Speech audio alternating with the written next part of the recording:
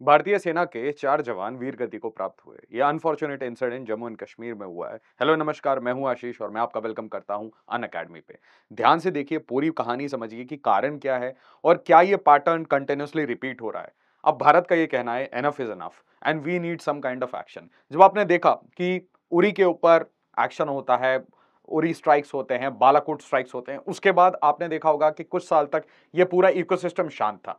But अब वापस से ये इकोसिस्टम बहुत ज्यादा रेजोनेट कर रहा है और एसेंशियली ये बहुत बड़ा कॉन्फ्लिक्ट क्रिएट करने की कोशिश है in a peaceful Jammu society. Jammu को भी वो कोशिश की जा रही है कि at the brink of kind of conflict धक्का दे, हम फोर्सफुली उस धक्का दे के ऐसे जगह ले जाएं जहां पे लोगों में बहुत ज्यादा फियर हो, पूरी सोसाइटी में फियर हो, एक सेंस ऑफ इनसिक्योरिटी हो। स्टेट का यहां पे ये काम होता है, पूरा स्टेट, पूरा तंत्र, उसका एक ही काम होता है कि लोगों को पीस दिया जाए, लोगों को यह समझ आए कि they are secure and therefore we must look at this very seriously. अब देखिए, 48 soldiers killed in action in Jammu and Kashmir in 32 months. आप देख रहे हैं कंटिन्यूअसली, चाहे अमरनाथ यात्रा हो, चाहे वैष्णो देवी हो, चाहे खीर भवानी माता के पास जा रहे हैं, पिलग्रिम्स पे अटैक हो रहा है, रियासी पे अटैक हो रहा है, Doda, Kishtwar, you name it. Jammu इस टाइम पे is at a brink of this terror infesting inside the Jammu valley. ध्यान से समझिए, वायलेंस इज राइजिंग और फोकस सिर्फ एक जगह पे है, ऑन जम्मू। अब होता क्या है कि आर्मी ऑफिसर्स ये कंटिन्यूअसली एक तरीके से रूटीन एक्सरसाइजेस हैं, बार बार कॉम्बिंग ऑपरेशंस कर रहे हैं, विलेज टू विलेज सारे रीजन्स को कवर कर रहे हैं। बट आप एक चीज समझिए, आप ट्रेचरस टेरेन में हैं। ट्रेचरस टेरेन का मतलब क्या होता है? आप एसेंशियली फॉरेस्टेड एरिया में है, आप एसेंशियली हिली एरिया में है और कंटिन्यूअसली आप एक टाइम पे सर्वेल नहीं कर सकते। आप ड्रोन्स भी भेजेंगे, आप किसी भी तरीके से सीसीटीवी भी लगाएंगे तो आप वहां पे एग्जैक्टली पता नहीं कर सकते। मतलब you can not surveil every inch of the land. और यहां पे समझिए, ये कोशिश करते हैं कि फॉरेस्टेड एरिया हो, केव्स को यूज करें, रिवर्स को यूज करें, एम्बुश टैक्टिक्स, गुरीला वॉरफेयर, कि गए, हिट किया, वापस आ गए, भाग के आ गए। और लोकल्स का प्रॉपर सपोर्ट है, लोकल्स का पूरा एक इकोसिस्टम है। जब जनरल बिपिन रावत ये कहते थे कि भाई there will be a threat of 2.5 front war, तो अब हमें यह समझना पड़ेगा कि देश के अलग अलग कॉर्नर से आपको ऐसी बार बार न्यूज आएगी। ये पूरा डेकेड इंडिया के लिए बहुत सेंसिटिव होगा। आप इसको ग्लोबल पर्सपेक्टिव से लीजिए कि चारों तरफ दुनिया में अभी वॉर चल रहा है। मतलब कुछ लोग इसको ग्लोबल वॉर्स बोल रहे हैं, कुछ इसको ग्लोबल कॉन्फ्लिक्ट बोलते हैं, कोई इसे बोलते हैं स्टार्टिंग ऑफ वर्ल्ड वॉर 3। अब हिस्ट्री जब लिखी जाएगी 2-3 साल बाद तो पता चलेगा कि क्या एंड गोल है। बट इस पॉइंट ऑफ टाइम में ऐसा लग रहा है कि इंडिया पे थोपा जा रहा है एक वॉर, इंडिया पे जान के। चाहे आप मणिपुर ले लीजिए, चाहे आप कश्मीर ले लीजिए, India is being thrown towards war, towards conflict. अब देखिए क्या होता है, ट्रेंड पाकिस्तानीज ये ट्रेन करके ये मॉड्यूल्स को भेजते रहते हैं। थोड़ा रीजन को समझिए, ये था पुराना हॉटबेड। मतलब आर्टिकल 370 के टाइम पे, जब आर्टिकल 370 था तो ये था हॉटबेड, मतलब साउथ कश्मीर की बात कर रहा हूं। और उसके बाद ये जो पूरा टेरर मॉड्यूल है, ये धीरे धीरे शिफ्ट हो गया है towards Jammu and Kashmir. Militants की यहां पे राइज हो रही है। ये देखिए, before article 370 and post article 370, मतलब एब्रोगेशन के। अब ये जरा रीजन देखिए, मुजफ्फराबाद, पूंछ, मीरपुर, ये कौन सा रीजन है? ये एसेंशियली गुलाम कश्मीर है, जैसे वो लोग आजाद कश्मीर बोलते हैं। एसेंशियली हम इसे क्या बोलते हैं?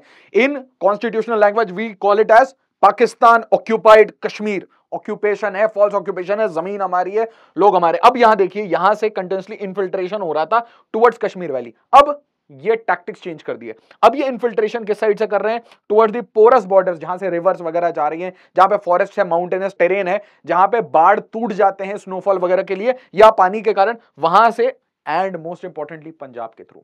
अब मैं आपको यहां पे कुछ याद दिलाना चाहूंगा। पाकिस्तान का बड़ा पेट प्रोजेक्ट था K2 project, operation Topac, basically bleed India by 1000 cuts. यहां पे उन्होंने बोला था कि एसेंशियली कश्मीर एक तरीके से अनफिनिश्ड बिजनेस है। उसके बाद उन्होंने कोशिश किया कुछ इसी तरीके की मिलिटेंसी पंजाब में सपोर्ट करने की। जब पंजाब में ऐसा कुछ नहीं हुआ, धीरे धीरे मूवमेंट खत्म हो गया, तो उसके बाद उन्होंने क्या करना शुरू किया है? आप चीजों को कनेक्ट करिए। जस्टिन ट्रूडो जैसे पपेट्स सपोर्ट कर रहे हैं कनाडा में, किस, मैं नाम नहीं लूंगा, आप मुझे कमेंट्स में बताइए किस चीज को सपोर्ट कर रहे हैं वो बार बार।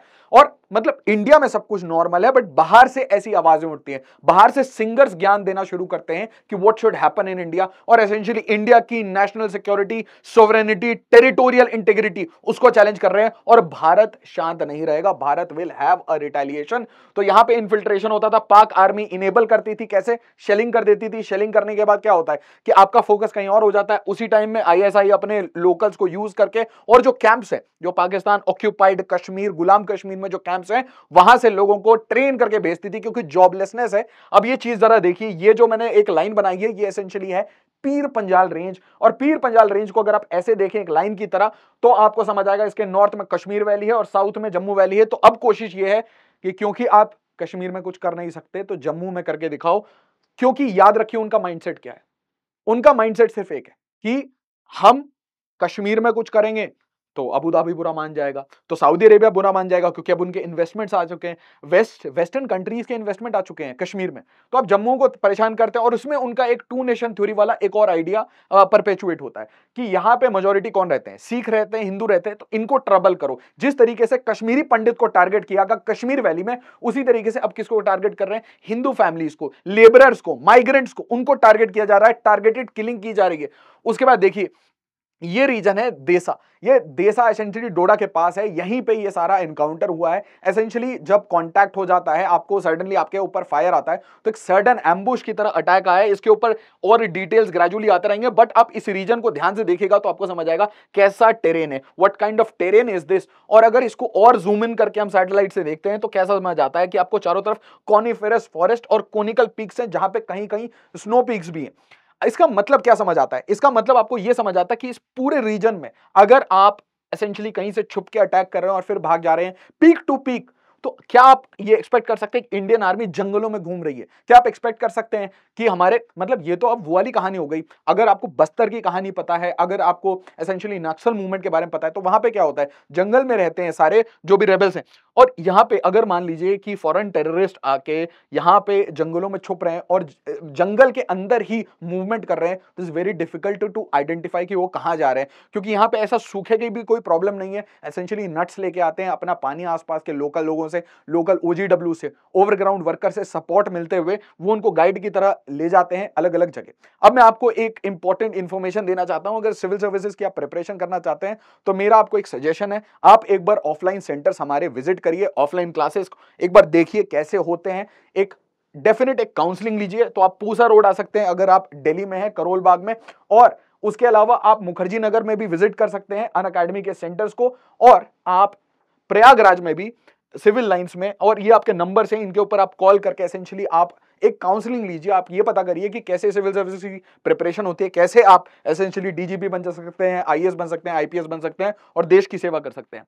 अब एक चीज समझिए, यहां पे जो डीजीपी हैं उन्होंने कुछ स्टेटमेंट दिया है, बहुत सीरियसली इसको समझिए। उन्होंने एक तरीके से रीजन बता दिया, ये स्टेटमेंट पहले आया और बाद में ये अटैक हुआ। अब ये देखिए, regional parties allowed Pakistan to infiltrate Kashmir civil society, जिनके डीजीपी बोलते हैं, और ये कहते हैं न्यू मेथड्स ऑफ इन्फिल्ट्रेशन। ये जो नया जो पैटर्न है, नया ट्रेंड है, बहुत ज्यादा ये नंबर्स बढ़ रहे हैं, ये क्यों हो रहा है? उन्होंने कहा कि पंजाब बॉर्डर को यूज किया जा रहा है। अब एक चीज समझिए, इन्होंने क्या समझाया कि regional party, civil society leaders cultivated terror networks for elections. मतलब आप दोनों साइड खेलते हैं। आप इंडियन गवर्नमेंट से एसेंशियली आते थे और बोलते थे हमें थोड़ा पैसा दे दो तो हम पीस करा देंगे, और जब आपको पैसे मिलना बंद हो जाते थे तो ये फेमस स्टेटमेंट्स हैं एस दुल्लत साहब के कि we used to fund all the separatist. तो एक चीज सोचिए, मान लीजिए आप पॉलिटिकल पार्टी है, आपने क्या कर रखा है, आपने हर टाइप के लोगों को कल्टीवेट कर रखा है। जब आपको पैसे की कमी हुई तो आपने बोला चलो ऑन कर दो, ऑन कर दिया उन्होंने। जैसे ही ऑन किया तो वहां से कोई आ गया सरकारी मुलाजिम कि भाई कुछ पैसे ले लो, सब शांत कर दो। अब जैसे पैसे मिले सबको थोड़ा बांट दिया और बोला शांत हो जाओ, और फिर अपने बड़े बड़े बंगले बना दिए, अपने बच्चों को बाहर भेज दिया फॉरेन एजुकेशन के लिए, और लोगों को एसेंशियली एक्सप्लॉइट किया। तो ये देखिए, रीजनल पार्टीज ने एक इकोसिस्टम बनाया था, चाहे वो एडमिनिस्ट्रेशन हो, चाहे जुडिशियरी हो, चाहे सिविल सोसाइटी ऑर्गेनाइजेशन हो, चाहे पॉलिटिकल पार्टी हो, सेपरेटिस्ट हो, ओजीडब्ल्यूज हो, ओवरग्राउंड वर्कर्स, या प्रेस हो, सारे जगह ये इकोसिस्टम वर्क करता था। और आउटसाइडर्स के लिए ना बिजनेस करना इजी है, मतलब आपको एसेंशियली आपको इस इकोसिस्टम का पार्ट बनना पड़ेगा। हर पॉलिटिकल पार्टी की अपनी इकोसिस्टम है, उसी इकोसिस्टम में अगर आप रहेंगे तो फिर आपको ये काम मिलेगा। और एसेंशियली कोशिश क्या है कि पीपल शुड बी डिप्राइव्ड। अगर मैं लोगों को कोई एसेंशियल सर्विसेज नहीं दूंगा, उनकी लाइफ अच्छी नहीं करूंगा, तो वो हमेशा परेशान रहेंगे, और जब परेशान रहेंगे, जॉबलेस रहेंगे, तो मैं उनको 500 रुपए देकर पत्थरबाजी भी करा सकता हूं। और people were confuse for decades. इसका मतलब समझिए, कभी मैं ये फेमस स्टेटमेंट है, running with the hare and hunting with the hounds. मतलब एक टाइम में आपको ऐसा लगता है कि मैं सेपरेटिस्ट के साइड हूं, आप ऐसे स्टेटमेंट्स देते हैं। कभी भी किसी मिलिटेंट्स को एलिमिनेट किया जाता है इंडियन आर्मी, तो आप उनके जनाजे पे चले जाते हैं, ठीक है, वहां पे नारे भी लगवा देते हैं, वहां पे सपोर्ट भी कर जाते हैं, उनकी फैमिली को विजिट करने चले जाते हैं, और एक बहुत बड़ा शोडाउन होता है, फिर सोशल मीडिया पे शेयर होता है, और ऑपोजिट साइड में क्या करते हैं आप, हंटिंग विद द हाउंड्स। फिर आप बोलते हैं मैं इंडियन आर्मी को बिल्कुल सपोर्ट कर रहा हूं। तो इससे कंफ्यूज कौन होता है? लोग भी कंफ्यूज होते हैं, आर्मी भी कंफ्यूज होता है, एडमिनिस्ट्रेशन भी कंफ्यूज होता है। एक्चुअली किसी को समझ नहीं आता कि एक्शन क्या ले, और ये लेने से क्या रैमिफिकेशन होगा।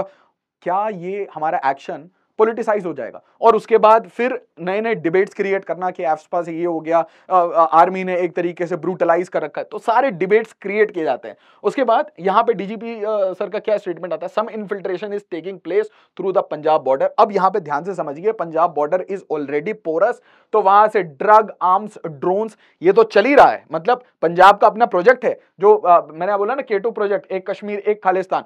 तो इस K2 प्रोजेक्ट में अब इनकी क्या कोशिश है कि ग्लोबली अगर इन दोनों को हम जोड़ दें तो एक दूसरे को हेल्प करेंगे। जब कश्मीर के ऊपर प्रोटेस्ट करवाएंगे तो खालिस्तानी भी आ जाएंगे, और जब खालिस्तान का प्रोटेस्ट करवाएंगे तो उसमें कश्मीरी भी आ जाएंगे। और दूसरी बात, लोकली अगर इनका इकोसिस्टम हम ज्वाइन करा दें, क्यों ज्वाइन कराएं, क्योंकि जो प्रेशर पड़ा है आर्टिकल 370 के बाद, जो सिक्योरिटी स्टैब्लिशमेंट से, स्टेट से जो प्रेशर पड़ा है, उसके बाद ये कोशिश की जा रही है कि किसी भी तरीके से पंजाब को डिस्टेबलाइज किया जाए।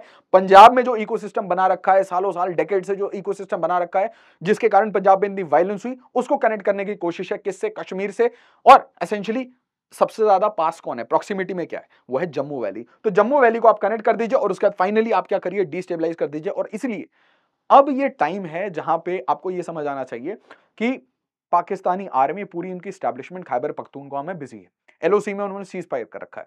ये वो टाइम है जिस टाइम में इंडिया को ये सोचना पड़ेगा कि क्या हम उनको टाइम दे रहे हैं ताकि उनकी जो भी स्टैब्लिशमेंट है वो किसी तरीके से हमें अनस्टेबल कर रही है। साइमल्टेनियसली यूएनएससी में वो हमारी ऐसी आवाजें उठाएंगे, ग्लोबली अलग अलग कंट्रीज जैसे तुर्की वगैरह को ढूंढ के स्टेटमेंट्स निकलवाएंगे कश्मीर पे, और साइमल्टेनियसली उनकी आर्मी कहां बिजी है, अपने वेस्टर्न फ्रंटियर पे। तो ये वो टाइम है जहां पे इंडिया उनको वेस्टर्न फ्रंटियर पे भी बिजी कर सकता है और अपने ईस्टर्न फ्रंटियर पे भी बिजी कर सकता है। तो this is the time to take decisive action. Now the time and the place of that action will be of India's choosing, that will not be determined by anyone else।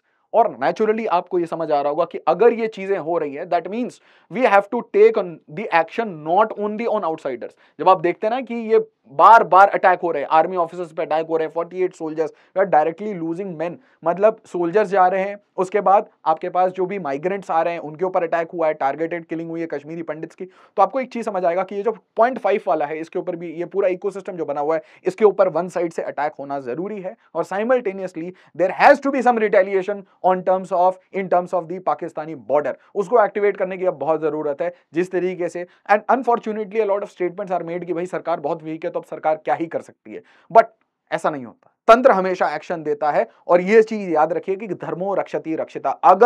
अगर state अपनी खुद की रक्षा नहीं करेगा तो फिर कोई उसकी रक्षा नहीं करेगा। तो इस पॉइंट ऑफ टाइम में Jammu and Kashmir is boiling. आप मुझे कमेंट्स में बताइएगा क्या करना चाहिए, government should take what all steps in Jammu and Kashmir, particularly in Jammu valley. और इस वीडियो को ज्यादा से ज्यादा लाइक करिए, शेयर करिए और उसके नीचे कमेंट करिए और मुझे बताइए किस और टॉपिक पे मैं वीडियो बनाऊं। Thank you so much. जय हिंद।